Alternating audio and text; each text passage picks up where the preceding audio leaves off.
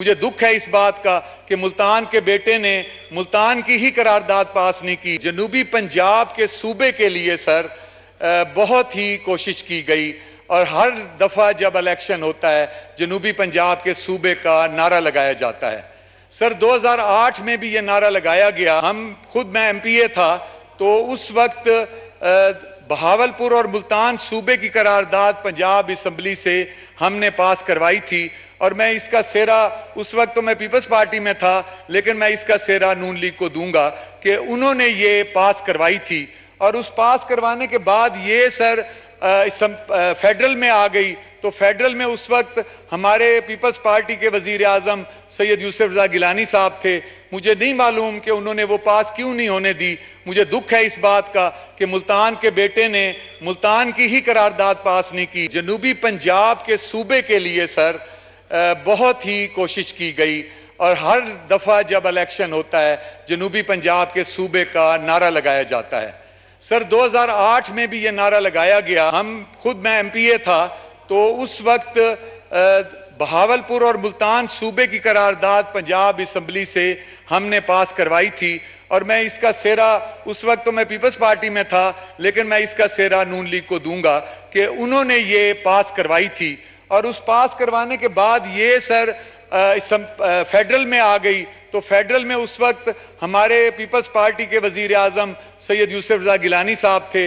मुझे नहीं मालूम कि उन्होंने वो पास क्यों नहीं होने दी। मुझे दुख है इस बात का कि मुल्तान के बेटे ने मुल्तान की ही करारदाद पास नहीं की। तो सर उसके बाद जब 2013 में मैं एमएनए बना तो हमने एक आवाज उठाई। एक डॉक्टर अख्तर है मुल्तान से, उन्होंने और मैंने मिलकर हमने आवाज उठाई। उस वक्त सूबा तो बन नहीं सकता था, 2/3 मेजॉरिटी नहीं थी, तो हमने आवाज उठाई मुल्तान में और साउथ पंजाब में सेक्रेटेरिएट बनाया जाए।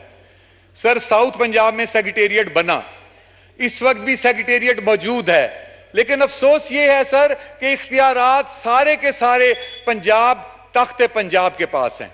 एक अमेंडमेंट मंजूर हुई जिस अमेंडमेंट में इख्तियारात दिए जाने थे पंजाब के, साउथ पंजाब के सेक्रेटरीज को, लेकिन उन्हें बी क्लास सेक्रेटरी बना के बिठा दिया गया। आज तो इंटरम गवर्नमेंट है तो मैं वजीर आजम पाकिस्तान से यह मुतालबा करता हूं, एक तो इख्तियारात जो हैं वो उसके दिए जाएं साउथ पंजाब को, और दूसरा मैं ये मुतालबा करता हूं कि सूबे के लिए, साउथ पंजाब के लिए कोई ऐसा प्लानिंग की जाए और उसको अपने मंशूर में रखा जाए कि जिससे जब भी 2/3 मेजॉरिटी हो, आज इलेक्शन नजदीक आ रहा है, कुछ कुव्वतें इसको नारे के तौर पे आगे लाना चाहेंगी। ये वो कुव्वतें हैं जो खुद वजीर आजम थे, लेकिन उस वक्त इन्होंने वो सूबा नहीं बनवाया। आज वजीर आजम नहीं है, अगले इलेक्शन लड़ने के लिए वो नारे के तौर पे इसको लाने को तैयार हैं। लेकिन अफसोस ये है कि हमें नारों से तंग आ गए हैं। जिस तरह हमने वहां पे सेक्रेटेरिएट बनवाया है और सेक्रेटेरिएट में अब इख्तियारात के लिए कोशिश कर रहे हैं सर, तो इसीलिए हमने प्रैक्टिकली कुछ करके दिखाया है। इसी हवाले से मैं मुतालबा करता हूं आज की हुकूमत से कि साउथ पंजाब सूबे के लिए इकदामात उठाए जाएं और जो बजट इस वक्त मंजूर हुआ है उस बजट में साउथ पंजाब के लिए जो जो मंसूबे हैं और जिनके लिए पैसा रखा गया है उनको फिलफौर सारा एलोकेट किया जाए, ताकि आपकी हुकूमत के जितने महीने हैं उसमें साउथ पंजाब की जितनी बेहतरी हो सके वो बेहतरी की जाए। और सर आखिर में मैं सर सिर्फ एक बात करना चाहता हूं सर कि इस वक्त एक मैसेज देना चाहता हूं सर मैं अपनी पाकिस्तान की कौम के नौजवान को। सर ये मैसेज अपनी हर स्पीच में जब मैं हल्के में जाता हूं, आजकल माशाल्लाह बहुत सारी शमूलियतें भी हो रही हैं, तो मैं हल्के में ये मैसेज जरूर देता हूं कि जब हम सुबह से शाम को घर जाते हैं तो अपनी फैमिली के साथ बैठे होते हैं तो हम बड़े पुरसकून बैठे होते हैं, बड़े बाअमन व अमान बैठे होते हैं। हमारे इस मुल्क में एक ऐसा इदारा भी है, एक ऐसे लोग भी हैं, जब उनकी शादी होती है तो तीसरे दिन उन्हें बुलावा आ जाता है कि आइए कोई इंसर्जेंसी हुई है तो फौरन सरहद पे पहुंचे। वो सर सरहद पे जानते हैं गोलियों की बौछार वहां पे तैयार होती है, अपने सीने पे वो गोलियों की बौछार झीलते हैं और सर शाम को उस नई नवेली दुल्हन के पास वो दूल्हा नहीं आता, उस दूल्हे की शहादत भरी लाश आती है। सर, ये वो लोग हैं जो अपनी जानें दे के हमें सुकून की नींद देते हैं।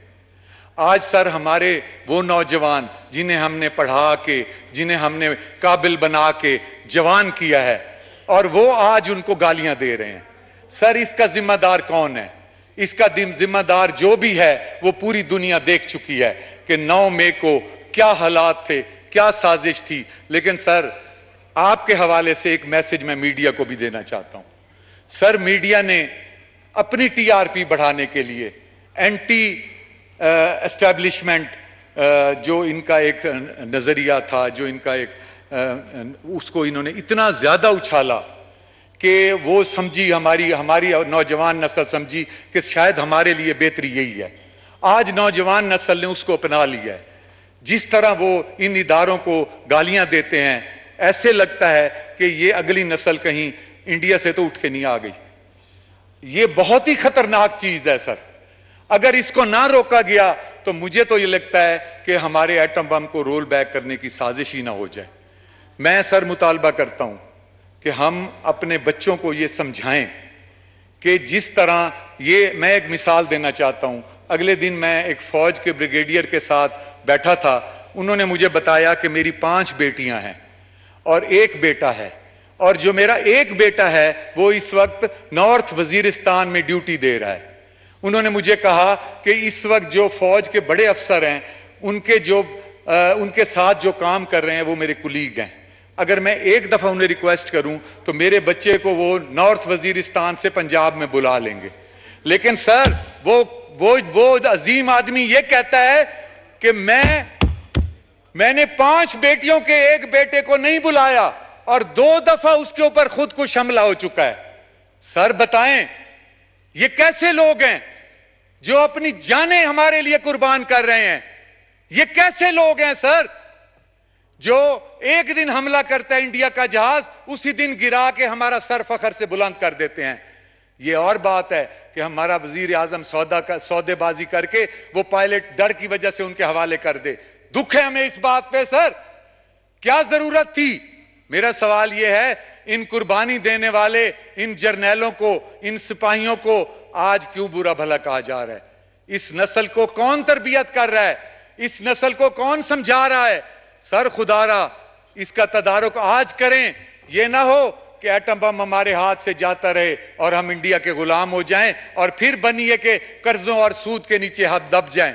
मैं सर सिर्फ यह कहना चाहता हूं कि हमें मिन हैसुल कौम सर, अपने लिए जो जान देते हैं, जो कुर्बानी देते हैं, हमें उनकी इज्जत करनी चाहिए सर। और ये इज्जत जो है, मैं समझता हूं हमारी कौम, जो कौम अपने कुर्बानी देने वालों की इज्जत नहीं करती, उस कौम का नाम सफ़े हस्ती से मिट जाता है।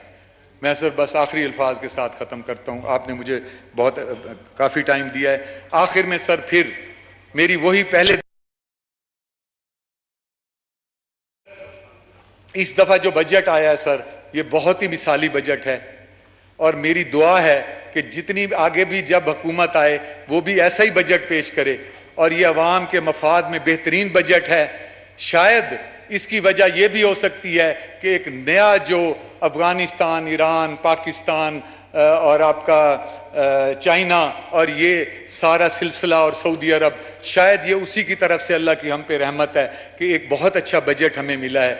और इसमें मेरी आखिरी ये जो रिक्वेस्ट है वो ये है कि मेरा जो गरीब है, हम सब का गरीब है सर, अगर गरीब नहीं बचेगा तो हमें वोट देके यहां भेजने वाला कोई नहीं होगा। आज मैं अगर अहमद हुसैन डेढ़ खड़ा हूं ना सर, मैं उस गरीब की वजह से खड़ा हूं सर, जो गरीब इस वक्त भूख से मर रहा है। सर ये BISP जो है, इसके दोबारा सर्वे करवाएं। BISP के तहत जो असल गरीब है अभी भी उसको चीज नहीं मिल रही। और सर ये जो लैपटॉप आप दे रहे हैं, मेरा ये मुतालबा है कि ये लैपटॉप भी BISP के जो गरीब लोग हैं उनको दिए जाएं, उनके जो बच्चे हैं पढ़े लिखे उनको दिए जाएं, बेशक मेरिट पे दें। लेकिन सर ये जो अमीरों को आप देते हैं उनके पास पहले 3-3 लैपटॉप हैं। जो गरीब है सर उसके पास लैपटॉप नहीं है। अगर आप उसको लैपटॉप गरीब को दे देंगे, वो नहीं तो सेल्फ फाइनेंसिंग से लाखों रुपए कमा सकता है। और मेरा मुतालबा है वजीर आजम से कि ये लैपटॉप जो दे रहे हैं ये BISP के लोगों को दें, जो जिनके बच्चे पढ़े लिखे हैं, सिर्फ और सिर्फ उनको दें, क्योंकि वो लोग हैं जिनके पास लैपटॉप नहीं है, बाकी सब अमीरों के पास लैपटॉप है। सब वाइंड अप करें। मैं सर आखिर में फिर ये चाहता हूं कि चार्टर ऑफ इकोनॉमी बनाया जाए और गरीब को 2018 वाला आटे दाल घी चीनी का रेट दिया जाए, डेवलपमेंट के पैसों पे कट लगा के गरीब के लिए और सिर्फ गरीब के लिए सोचा जाए, क्योंकि अगर मैं वो गरीब हूं और मैं मर रहा हूं तो मुझे कोई अच्छा नहीं लगेगा, ना कोई हुक्मरान, ना कोई सर वजीर, ना कोई वकील, हमें सिर्फ वो अच्छा लगेगा शुक्रिया जी, जो हमें शुक्रिया जी, सुख। शुक्रिया।